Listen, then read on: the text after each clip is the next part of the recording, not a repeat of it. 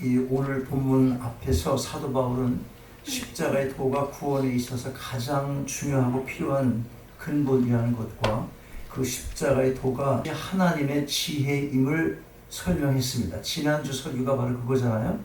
그러면서 고린도 교회 분쟁이 세상의 지혜를 쫓은 아주 어리석은 것임을 지적했습니다. 이어지는, 지난주 설교에서 이어지는 오늘 본문은 성도들이 왜 세상의 지혜를 쫓으며 그것을 자랑해서는 안 되는지를 고린도 교회 성도들의 예를 들어 설명을 해주고 있습니다. 그러면서 31절 말씀에서 결론을 짓습니다. 31절 말씀 뭐라고 합니까? 거기 보면 기록된 바 자랑하는 자는 주 안에서 자랑하라 함과 같게 하려 함이니라. 이 말씀은 예레미야 9장 23절과 24절 말씀을 좀 자유롭게 변형을 시켜서 간결하게 인용한 것입니다. 파워포인트로 만든 것 같은데 한번 있어요. 예레미야 9장 23절과 24절이에요. 자, 한번 같이 큰 소리 읽어보세요. 오늘 그 말씀 주 안에서 자랑하라, 그거와 연관해서 이 말씀 내용을 생각하면서 함께 읽으세요. 큰 소리로 시작. 여호와께서 이같이 말씀하시되 지혜로운 자는 그 지혜를 자랑치 말라. 용사는 그 용맹을 자랑치 말라. 부자는 그 부함을 자랑치 말라. 자랑하는 자는 이것으로 자랑할지니 곧 명철하여 나를 아는 것과 나 여호와는 인애와 공평과 정직을 땅에 행하는 자인 줄 깨닫는 것이라. 나는 이 일을 기뻐하노라. 여호와의 말이니라. 자랑을 하려거든 주 안에서 하라는 것입니다. 그렇다면 주 안에서의 자랑할 이유가 무엇이며 또 무엇을 자랑해야 하겠습니까? 먼저 주 안에서 자랑해야 할 이유 뭐겠어요? 하나님께 택함을 받았기 때문인 것입니다. 27절, 28절 말씀 보세요. 오늘 본문 말씀. 그러나 하나님께서 세상에 미련한 것들을 택하사 지혜 있는 자들을 부끄럽게 하려 하시고 세상에 약한 것들을 택하사 강한 것들을 부끄럽게 하려 하시며 28절 같이 읽어요. 시작. 하나님께서 세상에 천한 것들과 멸시받는 것들과 없는 것들을 택하사 있는 것들을 해하려 하시나니. 고린도 교회 당시 대다수의 성도가 세상적인 지혜나 문벌이나 재산이 없는 비천한 부류의 사람들이었습니다. 하나님께서 이들을 택하시고 부르신 거예요. 26절 말씀이 그걸 잘 알려줘요. 형제들아 너희를 부르심을 보라. 육체를 따라 지혜 있는 자가 많지 아니하며 능한 자가 많지 아니하며 문벌 좋은 자가 많지 아니하도다. 여기서 부르심이란 말은 하나님께서 자기 백성을 구원하시려고 부르신 것을 뜻하는 것입니다. 그러면 이 부르심이 있기 전에 하나님께서 뭘 먼저 하셨겠습니까? 부르시기 전에 무엇을 먼저 하셨겠어요? 하나님께서 먼저 택하셨어요. 그 다음에 어떻게 한 거예요? 부르신 거예요. 그 다음에 부르신 거예요. 자, 먼저 구원 받을 자를 택하신 것입니다. 27절, 28절 두 절 말씀 가운데 택하사라는 단어가 세 번이나 나와요. 어떤 것들을 택했어요? 첫째로 미련한 것들, 세상에서 미련한 것들을 택하셨습니다. 미련한 것, 이 말의 뜻은 세상의 어리석은 자들 또는 세상의 죄인들이라는 의미를 가지고 있습니다. 그러니까 하나님께서 택하신 자들은 곧 세상의 어리석은 죄인들입니다. 하나님은 어리석은 자들을 택하심으로 세상의 지혜를 가진 자들이 오히려 부끄러워하도록 하셨습니다. 여러분 택함을 받으셨습니까? 택함을 받으셨어요? 잘 모르겠어요? 택함 받으셨어요? 아멘. 그렇다면 다 우리가 어리석은 죄인들이었습니다. 근데 이걸 크게 다시 한번 따라 해보자 그러면 또 안 할 거라고 그러니까 그렇다면 속으로 한번 따라 해보세요. 속으로. 나는 어리석은 죄인이었다. 속으로. 계속해서 또 무엇을 택하셨어요? 두 번째는 세상의 약한 것들을 택하셨습니다. 약한 것들을 택하셨어요. 세상의 사람들은 지혜 없는 자보다는 지혜가 있는 자를 따르고 약한 자보다는 강한 자의 편에 섭니다. 그것이 사회생활에서 나타나는 보편적인 행동이에요. 숫자를 계산하고 크기를 따져요. 권력을 따라서 줄을 섭니다. 친구를 잃을 때가 언제입니까? 친구를 잃어. 친구 잃을 때가 언제예요? 내가 뭐 할 때? 잘 나갈 때? 내가 별 볼 일이 없어질 때. 그때입니다. 그게 세상이에요. 그런데 하나님께서 누구를 택하셨어요? 약한 자를 택하신 것입니다. 여기서 우리가 놓치지 말아야 할 거 한 가지가 있어요. 놓치지 말아야 한 가지. 그게 뭐냐면 하나님은 절대로 세상적인 강한 자를 택하시는 일이 없다는 거예요.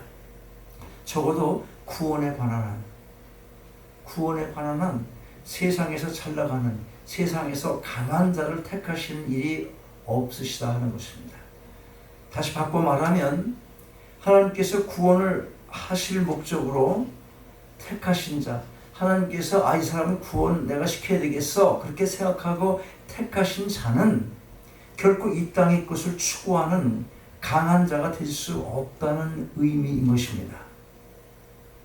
그런데 보면 간혹 세상적으로 볼 때 성공한 것으로 보이는 기독교인들이 있어요. 진짜로. 그러나 그런 사람들을 잘 보면 특징이 있습니다. 그들에게 주어진 지위와 힘과 능력을 세상 사람들이 사용하는 방법, 그런 방법으로 자기들에게 주어진, 그들에게 주어진 강함을 쓰지 않는다는 것입니다. 주권적인 섭리로 하나님께서 들어 쓰시기 때문에 그런 것입니다. 그렇다면 우리는 다 약한 자들이었어요. 인정하시고 믿으십니까? 아멘. 그렇다면 속으로 다시 한번 또 따라하는 거예요. 나는 세상에 약한 자였다. 하나님께서 또 어떤 걸 택하셨어요? 세상에 천한 것들과 멸시받는 것들과 얻는 것들을 택하셨습니다. 이런 것들은 27절에서 언급하고 있는 세상의 미련한 것들과 같은 맥락에서 이해되어져야 하는 것입니다. 십자가의 도가 천함과 멸시를 받듯이 없음으로 인하여 우리가 천함과 멸시를 받는 그런 존재였습니다. 그런데 하나님께서 우리를 택하셔서 세상에 있는 자들을 패하시고자 하신 것입니다. 즉 세상의 지혜나 힘이나 또는 권력 등 뭐가 좀 있다고 교만하여 자랑하는 자들을 부끄럽게만 하시는 것이 아니라 하나님 앞에서 종국에는 심판을 통해 영원한 형벌에 처하실 것을 말씀하고 있는 것입니다. 여러분, 우리가 다 미련했습니다. 우리가 다 약했습니다. 우리가 다 천했으며 세상에서 멸시를 받으며 살았던 가진 것이 없는 자들이었습니다. 사도 바울은 바로 이처럼 세상적으로 볼 때 지혜도 없고 능력도 없는 자를 선택하시는 하나님의 주권적인 섭리를 들어서 세상적인 자랑이 다 헛되다는 것을 설명해주고 있는 것입니다. 돈이나 명예, 권력 같은 건 어떻습니까? 물론 그런 것들이 육적인 기쁨과 즐거움을 줄 수가 있어요. 그러나 그것이 영원한 것이 아닙니다. 생활고로 정말 힘들어서 자살하는 사람도 많지만 세상적인 부러움을 살만한 위치에 있는 사람들이 자살하는 경우가 얼마나 많습니까? 인간이 본성적으로 자랑하고 싶은 마음을 가지고 있기 때문에 별걸 다 자랑하고 싶지만 우리가 알아야 될 것이 뭐냐면 세상의 출세니 명예니 이런 것 자랑하는 것이 참 신앙의 올바른 자세가 아니라고 하는 것입니다. 그렇다면 여러분, 우리가 무엇을 자랑할 수 있어요? 무엇을? 오늘 말씀을 통해서 가르쳐주고 있는 것, 주 안에서의 자랑이 어떤 것입니까? 30절 한번 읽어요. 30절 큰 소리로 시작. 너희는 하나님께로부터 나서 그리스도 예수 안에 있고 예수는 하나님께로서 나와서 우리에게 지혜와 의로움과 거룩함과 구속함이 되셨으니 우리는 이미 택함을 받고 부르심을 받아 예수 그리스도를 믿음으로 인하여 예수와 안에 있는 자들입니다. 예수 안에 있는 자들의 특징 뭡니까? 특징. 세상의 죄가 아니라 오히려 세상이 보기에 미련한 것, 곧 십자가의 도가 무엇인지를 깨달을 수 있는 지혜를 가졌다는 것입니다. 무엇으로도 갚을 수 없는 은혜를 입었기에 예수 그리스도의 십자가의 죽으심으로 제사함을 받아 하나님으로부터 의롭다 칭함을 받고 하나님의 거룩한 백성의 신분으로 이 땅을 살아가고 있는 것입니다. 이것이 우리의 자랑입니다. 이것이 주 안에서 우리가 자랑해야 할 은혜이며 특권인 것입니다. 여러분 혹시 아직도 자랑할 것을 세상에서 찾고 계십니까? 29절 말씀 보세요. 뭐라고 합니까? 29절 보니까 이는 아무 육체라도 하나님 앞에서 자랑하지 못하게 하려 하심이라. 세상 것으로 자랑하지 못하도록 하나님께서는 모든 세상의 자랑거리를 오히려 부끄럽게 하셨을 뿐만 아니라 주의 날이 오면 그 모든 세상의 자랑거리를 영원토록 폐하실 것입니다. 왜 자랑거리를 폐하십니까? 인간이 자랑하고 싶은 그 자랑거리가 하나님의 영광과 관계가 없을 뿐더러 오히려 악하기 때문에 그런 거예요. 악하기 때문에. 그런데 간혹 우리가 교회에서의 간증을 듣다 보면 거듭나기 전 예수 믿기 전의 삶의 내용을 장황하게 늘어놓는 경우를 보게 됩니다.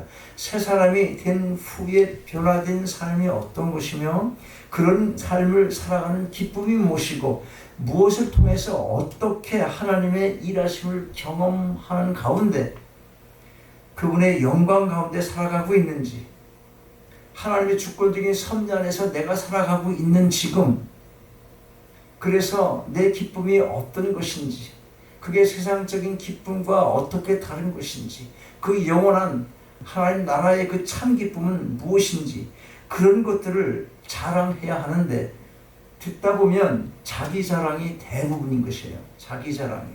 하나님 없이 살던 그런 자신이 살아온 삶을 오히려 그리워하며 온갖 지은 죄들을 자랑하는 것 같은 그럴 때가 있습니다. 그렇게 보일 때가 있는 거예요.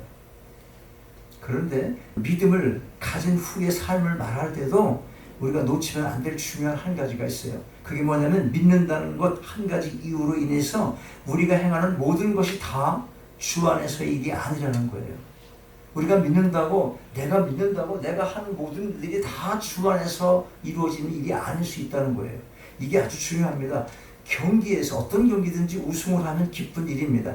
자녀들이 명문대학에 입학하게 된 거 참으로 기쁜 거죠. 직장에서 승진했다면 기쁘죠. 사업이 번창하고 있다면 그것도 기쁜 일이에요. 예, 기뻐요. 그러나 그 기쁨이 무엇에 근거한 기쁨인지 그게 중요한 거예요. 하나님께서 은혜 주셔서 이렇게 됐다고 말은 그렇게 하지만 그게 아닌 경우가 많다는 거예요. 하나님이 복 주셔서 은혜 주셔서 이렇게 됐다고 자랑하지만 실제는 그게 아닌 경우가 있다. 자, 뭐냐면 그 기쁨이 무엇에 근거한 기쁨인지 그게 중요하다는 것입니다. 그것이 하나님의 뜻에 따른 선택이었는지 아니면 세상을 향한 자신의 욕망을 하나님의 뜻으로 말하며 그걸 자랑하고 있지는 않는지, 이 마음의 중심, 그 진실이 아주 중요한 것입니다. 그런데 그 진실을 누가 알 수 있습니까? 누구만 알 수 있어요? 하나님과 또 누구? 자기 자신만 알 수가 있습니다. 그러므로 개인의 신앙적 양심에 따라서 하나님께 영광을 돌리며 진심으로 감사를 드릴 수 있을 것입니다.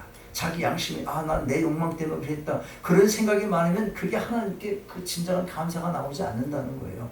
내가 위선 떨고 있는 게 내 스스로 드러나니까 하나님 감사합니다 말은 하지만 정말 그 감사가 하나님께 올라가지 않는다니까. 자기 자랑은 스스로를 교만하게 만듭니다. 교만이 쌓이면 결국은 하나님의 은혜를 잊어버리고 하나님 없는 자기 중심적 삶을 살아가게 되고 마는 것입니다. 그러므로 구원받은 자의 자랑은 하나님께서 우리 위에 베푸신 모든 일을 기억하며 감사함으로 기뻐하고 자랑하되 하나님을 자랑해야 하는 것입니다. 우리가 살아가야 할 이 땅의 궁극적인 목적이 바로 그것입니다. 자랑은 뭐예요? 자랑은 칭찬하며 찬송하는 것입니다. 왜 하나님을 자랑합니까? 자랑은 그분께 모든 가치를 돌려드리는 행위이기 때문에 그렇습니다. 예배를 통하여, 찬양을 통하여, 우리의 일상의 삶을 통하여 주 안에서 하나님을 섬기며 그분을 자랑하고 또 그분이 하신 일을 자랑하며 영광을 돌려드리는 것입니다. 무슨 일을 하건 하나님 앞에서 우리가 내세울 것이 없어요. 내세울 것이 없으니까 자랑할 것도 없게 되는 것입니다. 여러분, 세상의 자랑은 그게 무엇이건 다 사라지고 말 것들입니다. 그것은 이 세상의 전부라고 믿는 자들이 끊임없이 자랑하고 싶어하는 것들입니다. 그러나 만족이 없습니다.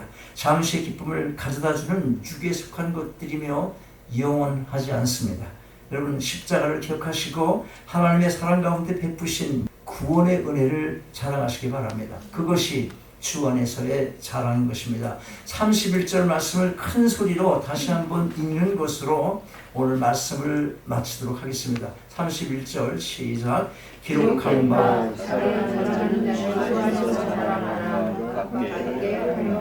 다시 똑같이 맞춰서 시작. 기록된 바 자랑하는 자는 주 안에서 자랑하는 것과 같게 하려 함이니라. 아멘. 아버지 하나님, 주신 말씀 감사함으로 마음에 새깁니다.